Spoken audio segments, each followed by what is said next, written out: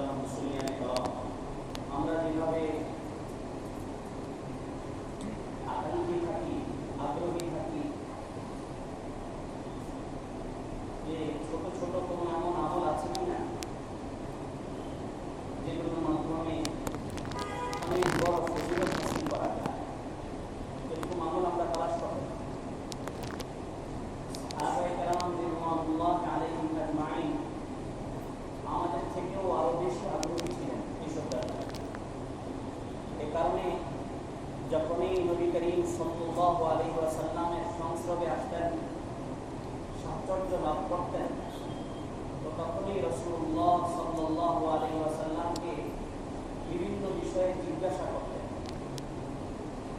সেই ধারাবাহিকতাই হযরত উকবা ইবনে আমির রাদিয়াল্লাহু তাআলা আনহু, যার রিওয়ায়াত আমি আপনাদের সামনে পড়েছি, তিনি বলেন যে আমি রাসূলুল্লাহ সাল্লাল্লাহু আলাইহি ওয়াসাল্লামের কাছে জিজ্ঞাসা করলাম, হে আল্লাহর রাসূল, নাজাত কোন পথে?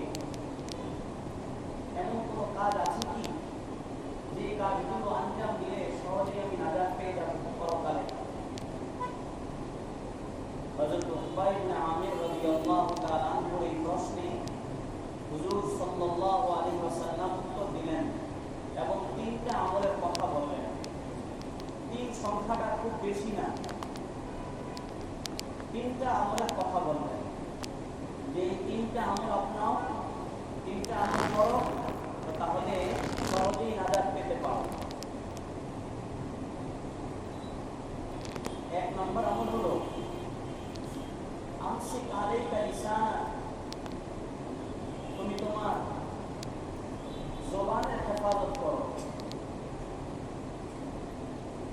দুই নম্বর হলো ওয়ালিয়াসাআকা বাইতুক, তুমি তোমার ঘরকে প্রশস্ত মনে করো।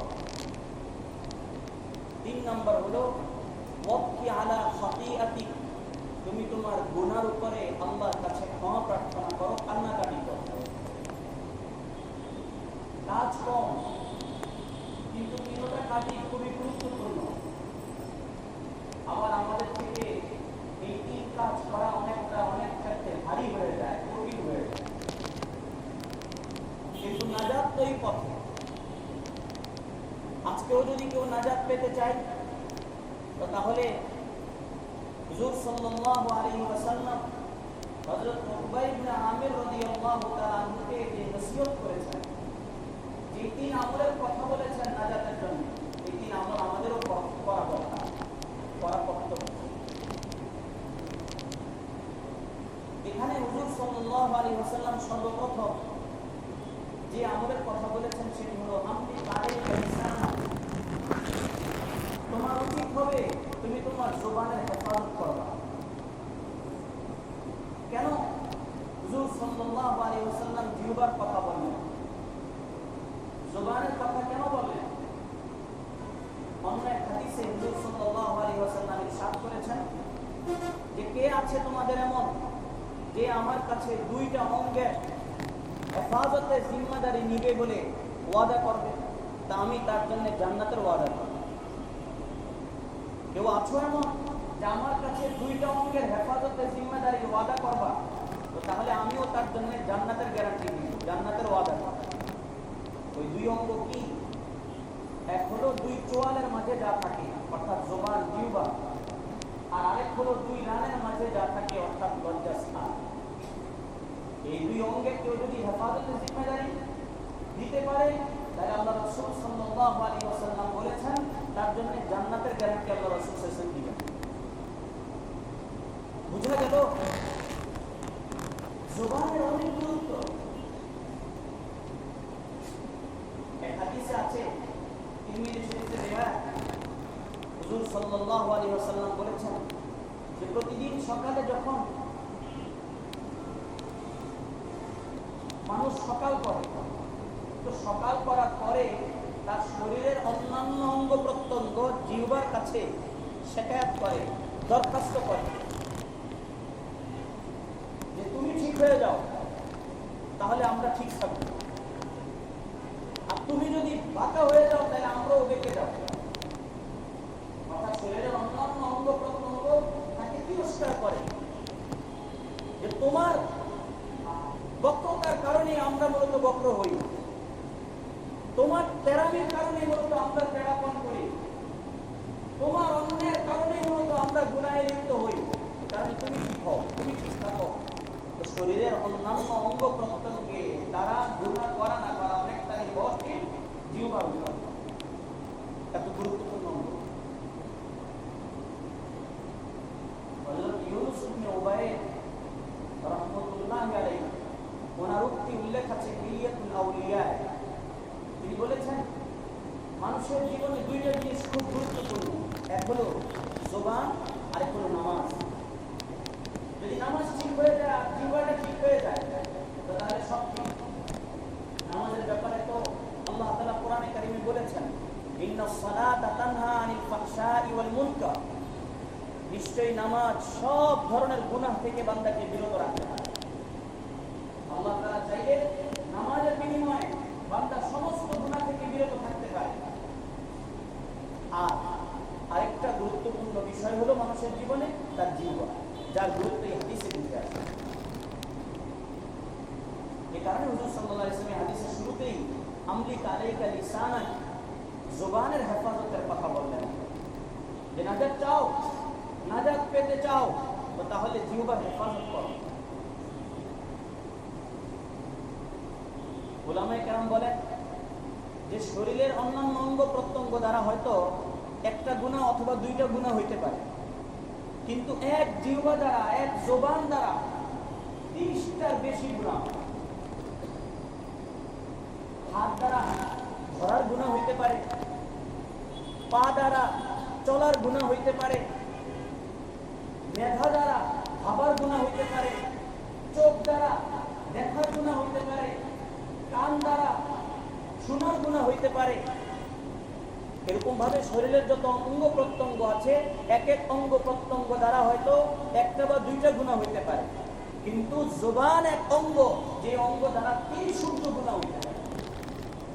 এর মাধ্যমে মানুষকে কষ্ট দেওয়া যায়, এর মাধ্যমে কাউকে গালি দেওয়া যায়, এর মাধ্যমে কাউকে তেতু কথা বলা যায়, এর মাধ্যমে কাউকে ঠকানো যায়, এর মাধ্যমে কাউকে মিথ্যা অপবাদ দেওয়া যায়, এর মাধ্যমে কারো নিন্দা করা যায়, এর মাধ্যমে কারো উপরে গীবত, কারো ব্যাপারে গীবত করা যায়, এর মাধ্যমে চুগলখড়ি করা যায়। এই জিহ্বার মাধ্যমে।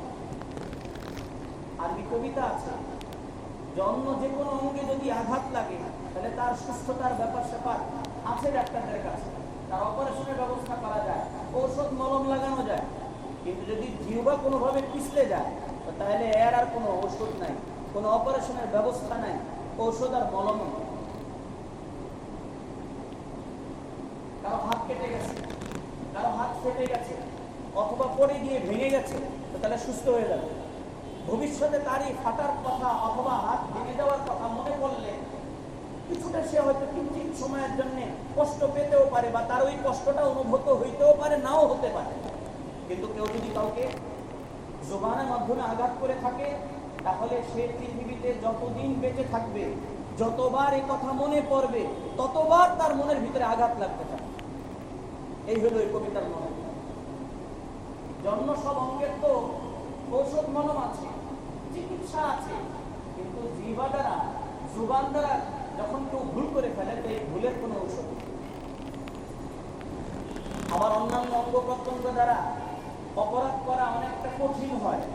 হাত দ্বারা কারো কোনো জিনিস ধরলে হাতের ছাপ পড়ে যাবে, পাও দ্বারা কোনো কিছু কোথাও গেলে পায়ের নিশান পড়ে যাবে, এসব হইতে পারে। কিন্তু জিহ্বা তো সামান্য একটা অঙ্গ, একেবারে পরিমাণে খুব ছোট, যার কারণে এটা দ্বারা যাকে তাকে যেখানে মন চায়, যখন যখন মন চায়, যার ব্যাপারে মন চায়, যা বলতে মন চায় বলা যায়। মাপা যায় না, ধরা যায় না, বোঝা যায় না, অনুভূত হয় না। এই কারণে রাসূলুল্লাহ সাল্লাল্লাহু আলাইহি ওয়াসাল্লাম এখানে আমলিক আলাইকা লিসানাকা, জিহ্বার কথা প্রথমে তাফসীরে কাশফে হযরত লুকমানের ঘটনা আছে। হযরত লুকমান আল্লাহ তাআলা অনেক বড় ওলি ছিলেন, যার কারণে তার নামে আল্লাহ তাআলা সূরা নাযিল করেছেন, সূরার নাম রেখে দিয়েছেন সূরা লুকমান, এবং তার নাসায়েহ উপদেশগুলো আল্লাহ তাআলা কোরআনে কারিমে এনেছেন। হযরত লুকমান গোলাম ছিলেন, তার মনিব তাকে একবার বললো, যাও একটা বকরি জবে করো। জবে করার পরে এই বকরির ভিতরে সবচেয়ে নিকৃষ্ট দুইটা অঙ্গ নিয়ে আসে, সবচেয়ে উৎকৃষ্ট দুইটা অঙ্গ নিয়ে আসে। তো তিনি বকরি জবে করলেন, উৎকৃষ্ট অঙ্গ দুইটা নিয়ে আসলেন। একটা হলো দিল, অন্তর, আর আরেকটা হলো জিহ্বা। এই দুইটা অঙ্গ নিয়ে আসলেন। এরপরে আবার তার মনিব তাকে বললেন, যাও আবার বকরি জবে করো। আরেকটা বকরি জবে করে তার নিকৃষ্ট দুইটা অঙ্গ নিয়ে আসলেন। তো তিনি আবার বকরি জবে করলেন, নিকৃষ্ট দুইটা অঙ্গ ওই দুই অঙ্গই আনলেন যেটা উৎকৃষ্ট অঙ্গ হিসেবে এনেছে, অর্থাৎ দিল এবং জিহ্বা। তো মনিব জিজ্ঞাসা করলেন, কি ব্যাপার, তোমাকে আগেও বললাম বকরি জবে করে সবচেয়ে উৎকৃষ্ট জিনিস আনতে, তুমি এই দুইটা অঙ্গ আনলা। আবার বললাম বকরি জবে করে নিকৃষ্ট দুইটা অঙ্গ আনো, তুমি এই অঙ্গ দুইটাই আনলা, ব্যাপার কি? বলেন যে এই দুইটা যখন ভালো থাকে বাকি সব ঠিক থাকে, এই দুইটা যখন খারাপ হয় বাকি সব খারাপ হয়। এই কারণে এই দুইটা উৎকৃষ্ট যে ভালো কাজে লাগাতে পারে, এই দুইটা নিকৃষ্ট যে খারাপ কাজে লাগাতে পারে। অন্য এক হাদিসে এই কথার উল্লেখ আছে যে মানুষের দেহে গুরুত্বপূর্ণ অঙ্গ হলো অন্তর, দিল। ইদা সালুহা সালুহাল জাসাদু কুল্লুহু ওয়া ইদা ফাসাদাত ফাসাদাল জাসাদু কুল্লুহু। অন্তর যখন ঠিক থাকবে পুরো শরীর ঠিক, অন্তর যখন খারাপ হয়ে যাবে তো পুরো শরীর খারাপ, আমার সব অঙ্গ প্রত্যঙ্গ খারাপ কাজে লিপ্ত হয়ে যাবে। ওই রিওয়ায়াতে তো অন্তরের ভালো খারাপের কথা বলা হলো, আর এই রিওয়ায়াতে আমলি কালাই কালি সানাকা, এখানে জিহ্বার খারাপের কথা, ভালোর কথা বলা হলো।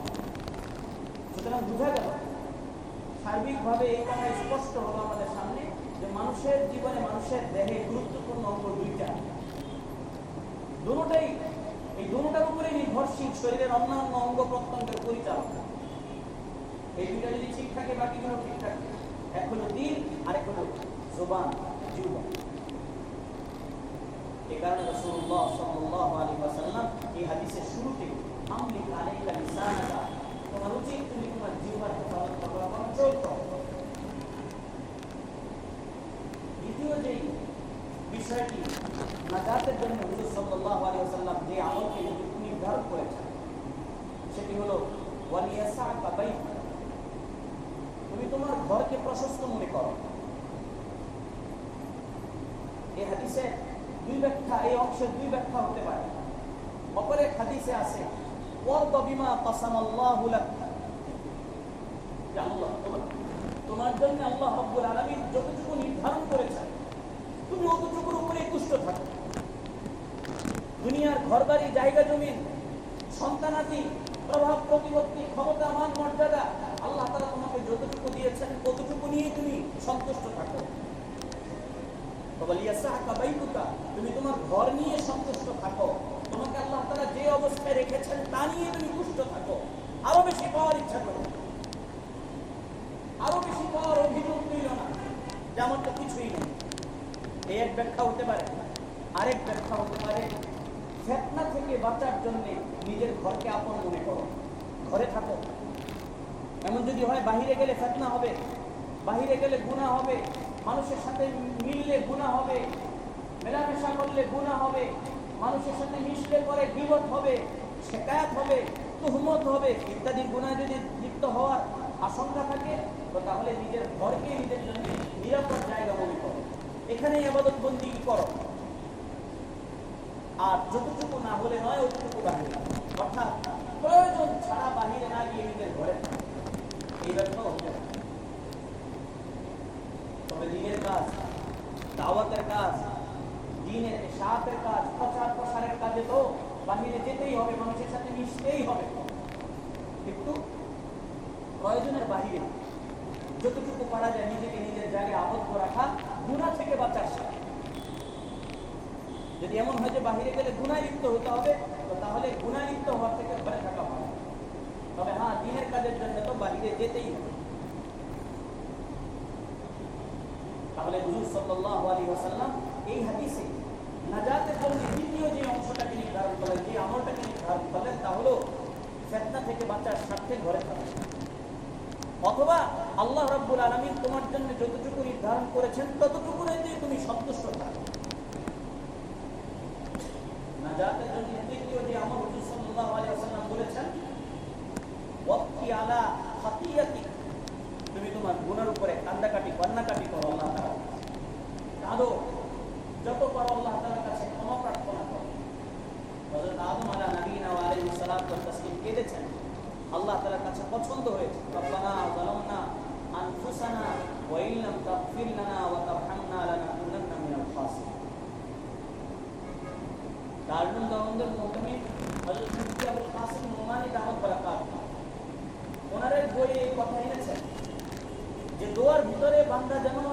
করেই সবসময়, রব্বানা ওয়ালামনা আনফুসানা এবং রব্বানা আতিনা ফিদ দুনিয়া, এই দুই দোয়া যেন দোয়ার ভিতরে করেই হযরত আদম নবীনা ওয়া আলাইহিস সালাতু ওয়াস সালাম কেঁদেছেন আল্লাহ তাআলা।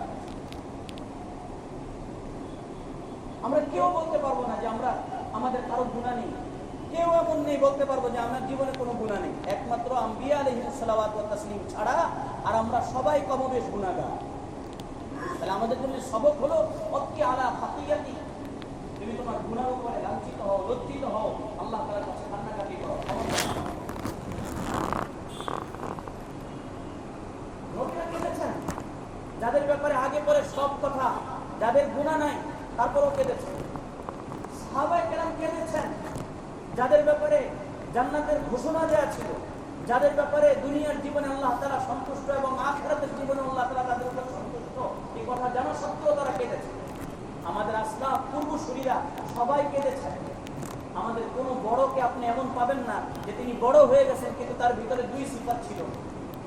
দুই সিফাত ছাড়া আমাদের কোনো বড়ই হবে না। এক হলো নিজের ত্রুটি বিচ্যুতির উপরে আল্লাহ তাআলার কাছে কান্নাকাটি করা, আরেক হলো রাত জেগে আল্লাহ তাআলার ইবাদত করা। এই দুই সিফাত ছাড়া আমাদের কোনো আসলাফ হতে পারে না, কোনো বড় হতে পারে না। হাদিসের শেষ অংশে হুজুর সাল্লাল্লাহু আলাইহি ওয়াসাল্লাম যে উপদেশ দিলেন, যে আমল বলে দিলেন, ওয়াক্কি আলা খাতিয়া, কাঁদো, তুমি তোমার গুনার উপরে কাঁদো। কত কাঁদা যায়?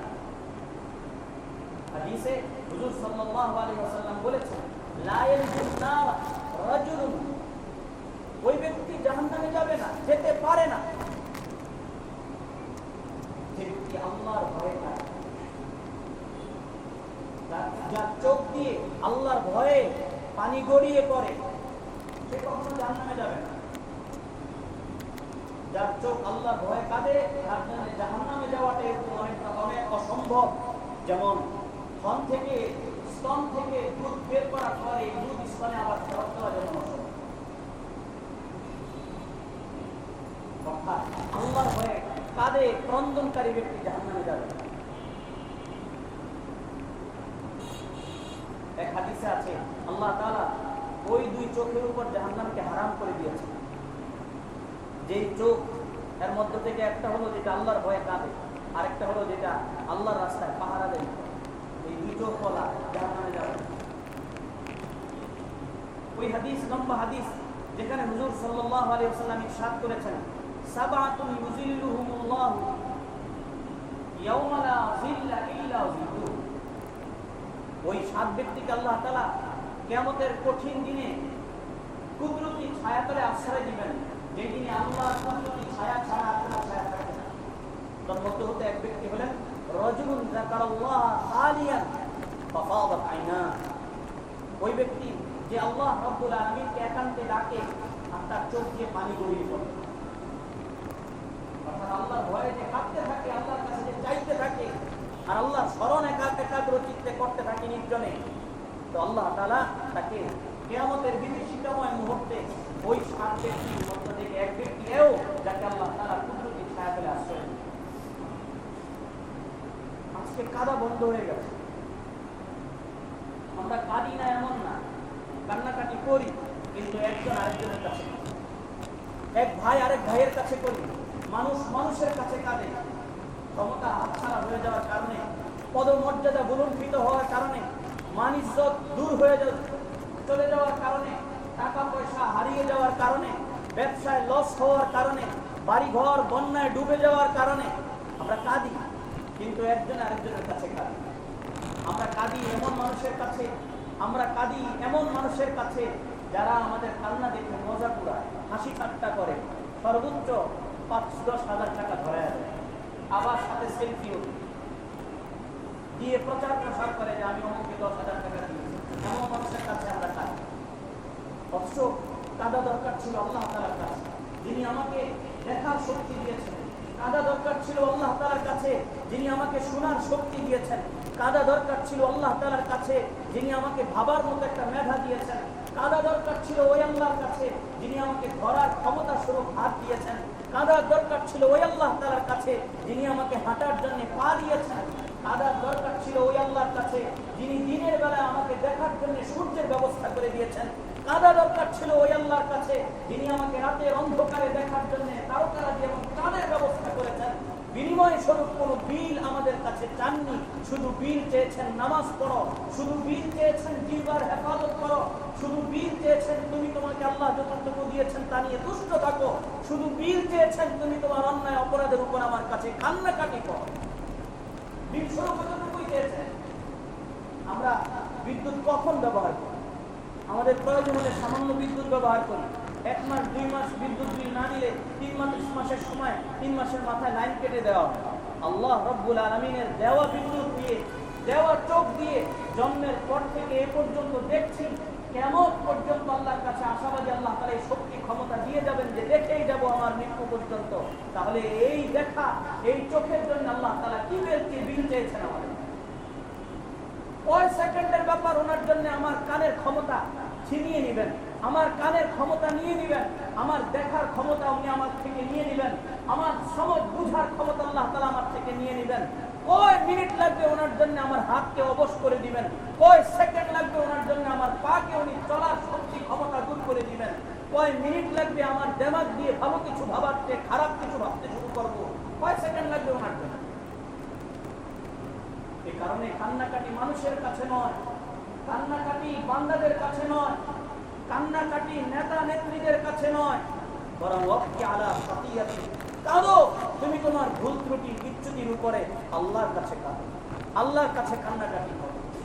মুহতারাম মুসলিম ইসলাম, আলোচনার সার কথা হলো নাজাতের জন্য উকবা ইবনে আমির রাদিয়াল্লাহু তাআলা আনহু রাসূলুল্লাহ সাল্লাল্লাহু আলাইহি ওয়াসাল্লামের কাছে আমল চেয়েছিলেন। হুজুর সাল্লাল্লাহু আলাইহি ওয়াসাল্লাম বলেছেন নাজাতের জন্য 1 নম্বর কাজ হলো তোমার জবানের হেফাজত করো, 2 নম্বর কাজ হলো আল্লাহ যা দিয়েছেন তা নিয়ে তুষ্ট থাকো, অথবা তোমার ঘরে ফিতনার থেকে বাঁচার জন্য ঘরেই থাকো, গীবত শিকায়াত ইত্যাদি থেকে বিরত থাকার জন্য ঘরকে নিজের আসল আশ্রয়ের জায়গা বানিয়ে নাও। আর 3 নম্বর হলো নিজের গুনার জন্য আল্লাহ রাব্বুল আলামিনের দরবারে লজ্জিত হওয়া এবং কান্নাকাটি করা।